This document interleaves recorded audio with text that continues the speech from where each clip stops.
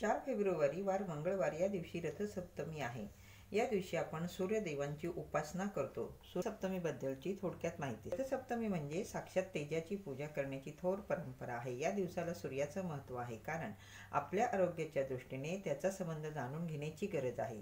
यासाठी सूर्य नवरात्रीची प्रथा आहे। संक्रांतीपासून रथसप्तमीपर्यंत सूर्यदेवांचं पूजा अर्चा केली जाते, दानधर्म केले जातात, गंगास्नान केले जातं। सूर्याच्या पूजेने, आराधनेने, दर्शनाने अनेक रोग नाहीसे होतात। डोळ्यांचे, त्वचेचे, हाडांचे आरोग्य सुधारते, त्वचेचे तेज वाढतं। सूर्य हा प्रकाश, ज्ञान, तेज, उष्णता, परोपकार, सातत्य, सामर्थ्य याचं प्रतीक आहे। आपल्या जीवनातील अज्ञान, अंधार तो नाहीसा करतो। सूर्याच्या प्रकाशाने चांगलं आरोग्य लाभतं, म्हणून त्यांची कृतज्ञता व्यक्त करण्यासाठी रथसप्तमी आपण साजरी करत असतो। हा दिवस सूर्यदेवांचा जन्मदिवस मानला गेला आहे। रथसप्तमीच्या दिवशी सकाळी सूर्यदेवांना अर्घ्य द्यावं, कृतज्ञता व्यक्त करण्याचा हा दिवस आहे। म्हणून